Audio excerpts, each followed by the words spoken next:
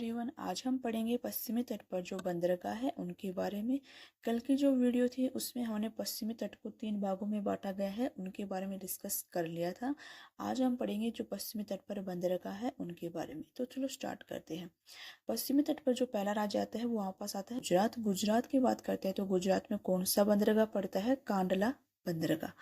जैसे हम गुजरात से नीचे आते हैं तो वहाँ पास आता है स्टेट महाराष्ट्र।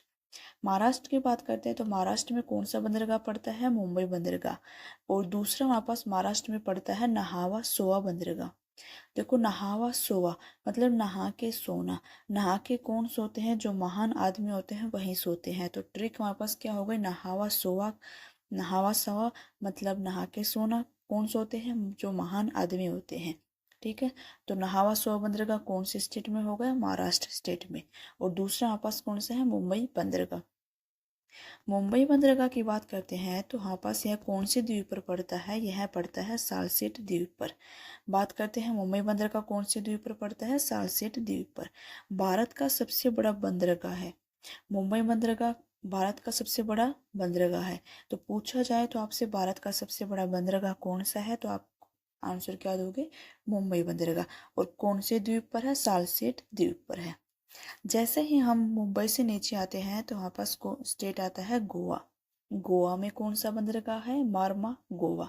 मार्मा गोवा में पहले से ही गोवा लगा हुआ है तो इजी से याद हो जाएगा। मार्मा गोवा कौन से स्टेट में पड़ता है? गोवा स्टेट में। जैसे ही गोवा से नीचे आते हैं तो हमारे पास स्टेट आता है कर्नाटक।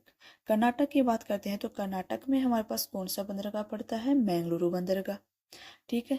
जैसे ही कर्नाटक से नीचे आते हैं तो हमारे पास पड़ता है स्टेट केरल। केरल की बात करते हैं तो केरल में कौन सा बंदरगाह पड़ता है? कोची बंदरगाह। आपको ये सेल वाइज भी याद रखना है कि पहले कौन सा बंदरगाह आता है? कांडला बंदरगाह, फिर मुंबई बंदरगाह, फिर नहावा सोवा बंदरगाह, फिर मामा गोवा बंदरगाह, फिर बेंगलुरु, फिर कोची। स्टेट वाइज इनको याद करना है। ठीक है। कल हमने पश्चिमी तट को 3 भागों में बांटा गया है, उसके बारे में हमने पढ़ा था।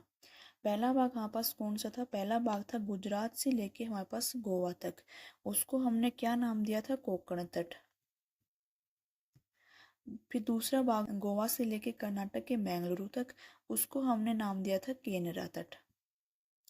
जो तीसरा था फिर आपस कर्नाटक के बेंगलुरु से लेके कन्याकुमारी तक, उसको हमने नाम दिया था मालाबार तट।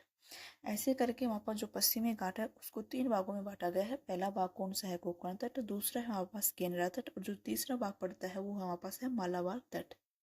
मालाबार तट में जो जल है उसको स्थानीय भाषा में कयाल बोला जाता है। कयाल होता क्या है कि यहाँ पे जो केरल के लोग हैं मछली पकड़ते हैं और नौकायन का काम करते हैं। ठीक है। यहाँ पे पर्यटक भी घूमने आते हैं। और अगर बात करते हैं, केरल का एक प्रसिद्ध नेहरू ट्रॉफी है जिसका नाम है वल्लम काली, जिसको बोलते हैं नौका दौड़। इसका भी आयोजन जो होता है वो यहाँ पास कहाँ किया जाता है? पुन्नामदा कयाल में। क्या नाम है? पुन्नामदा कयाल में। केरल की जो नेहरू ट्रॉफी है जिसका नाम है वल्लम कली, जिसको हम बोलते हैं नौका दौड़, का आयोजन यहाँ पास कहाँ किया जाता है? पुन्नामदा कयाल में। तो यहाँ तक हमने बात की है पश्चिमी तट के जो बंदरगाह है उनके बारे में। आई होप आपको वीडियो अच्छी लगी होगी।